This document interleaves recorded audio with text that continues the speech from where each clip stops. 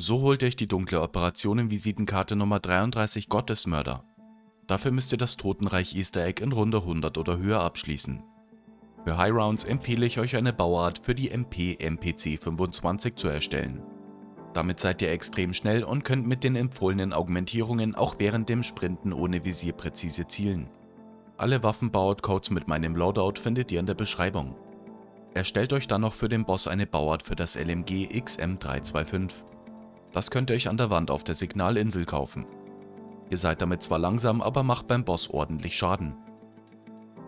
Für den Boss ist auch die Sniper Shadow SK ganz gut, aber in der ersten Phase trefft ihr ihn damit nur schwer, weil er so rumwackelt. Mit dem Schrotflintenaufsatz der Shadow SK ist es aber in High Rounds am einfachsten, die Stellung bei den Feuerfallen zu halten. Sonst ist die Sniper XR3 Ion brutal stark. Die bekommt ihr aber nur aus der mysteriösen Kiste. Rüstet für die Runden bis zum Bosskampf den Ätherschleier aus. Erstellt euch 2 Kaugummi-Pakete. Eins zum Überleben in High Rounds. Nehmt für das Paket auf jeden Fall Lagerkoller mit, um eure Kasimir-Granaten wieder aufladen zu können. Und für den Bosskampf Auffüllen und Gratisfeuer und für die letzte Phase Regentropfen, Kraftwas oder Schildbürger. Nehmt im Koop statt Gratisfeuer Nahtoderfahrung. Rüstet für Stehvermögen die Augmentierung in Waffen hoch, hartes Ziel und Fußarbeit aus. Für Schnellwiederbelebung äquivalenter Austausch, karmische Rückkehr und langsamer Tod. Für Juggernog Schildkrötenpanzer, gehärtete Platten und langlebige Platten. Für Metzel Macchiato vampirische Extraktion, Schlag und Weg und Krafttraining. Für Tempo Cola klassische Formel, schneller Pitcher und Schnellwechsel. Für Gaia Elixier Geruch des Todes, Aasgepäck und pingeliger Esser. Für Todeswahrnehmung sechster Sinn. Für Dr. Niete Dr. Rutscher, Umweltschützer und Tribologe. Für Eselstritt Freiwurf, voll ausgerüstet und Gratisbeigabe. Für Todesdaikiri toter Kopf, totes Rennen und totgezogen. Für Doppelschuss, doppelte Wirkung, Eiltempo und doppeltes Kaliber. Für Elementarlimo Zitrusfokus, Verwundbohne und Chillbeere. Und für Illichte Maske der Güte, Dynamik und Erweiterung. Nehmt für High Rounds für den Tote Leitung Munitionsmod die Augmentierungen Blitzschlag, Dynamik und Erweiterung.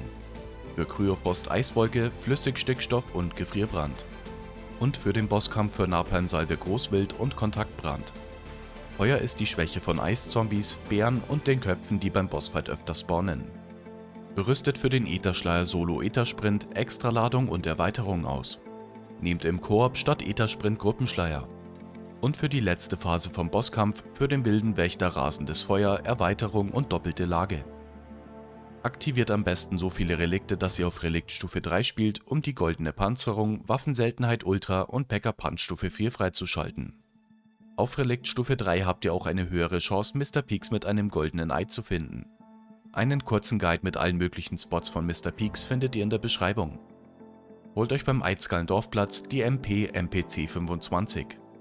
Haltet am Anfang jeder Runde nach Mr. Peaks Ausschau und macht die Schritte für das Haupt-Easter Egg, bis ihr den Sonnenstein habt.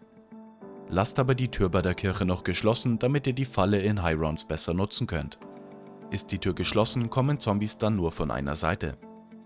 Macht auch immer die TED-Aufgaben, um euch so früh wie möglich alle dauerhaften Extras zu holen und Schrott anzusammeln. Holt euch auf dem zweiten Waffenslot eine Strahlenkanone zum Selbstwiederbeleben.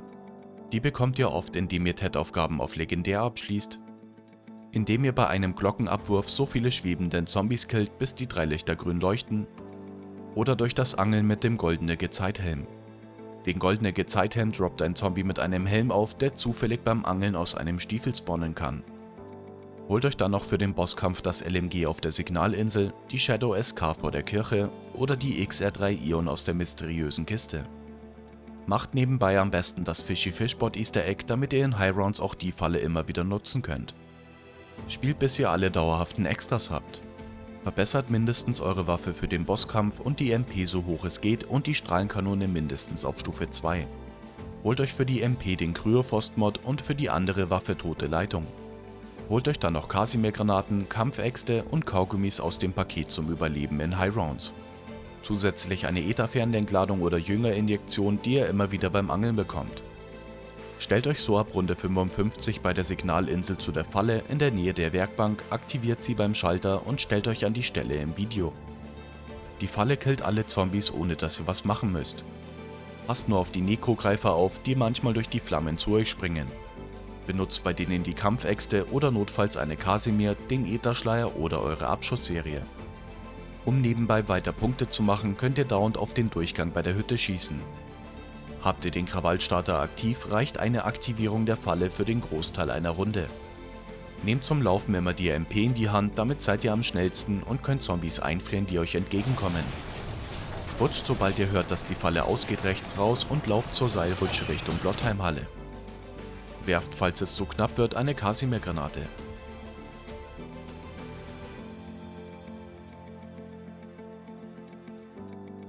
Aktiviert dort wieder die Falle und stellt euch an die Stelle im Video. Ihr müsst jetzt nur die Zombies killen, die in gerader Linie auf euch zulaufen und wieder auf Nekrogreifer aufpassen.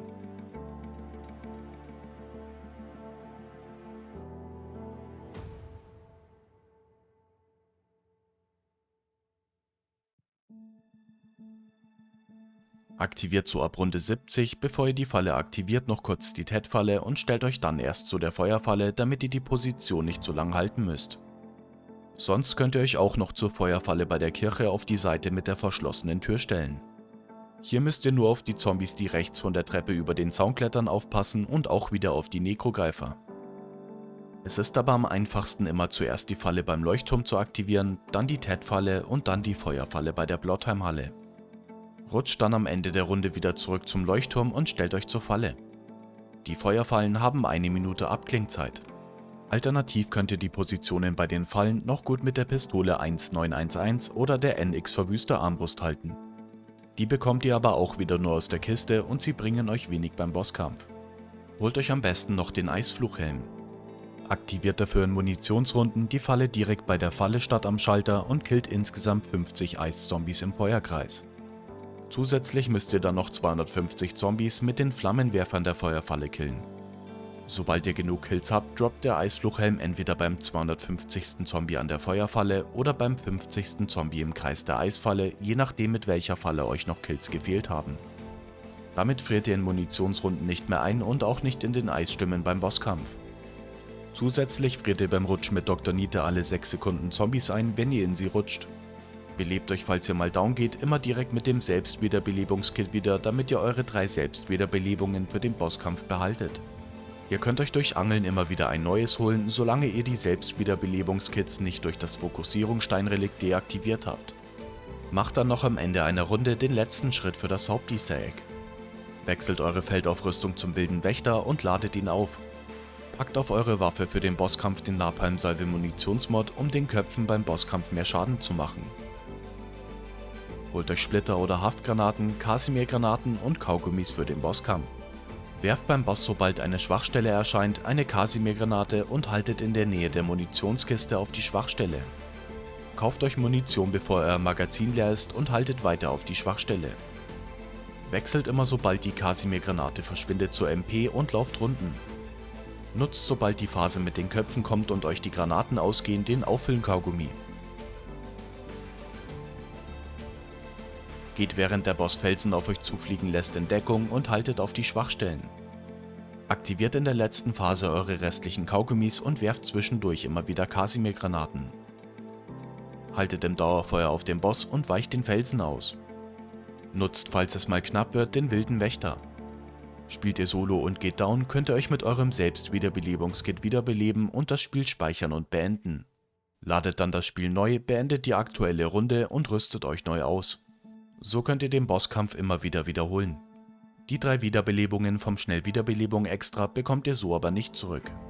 Habt ihr den Boss besiegt, bekommt ihr die Visitenkarte. Einen ausführlichen Guide zum Bosskampf und ein Gameplay mit meinem Solo-Bosskampf auf Runde 100 findet ihr in der Beschreibung.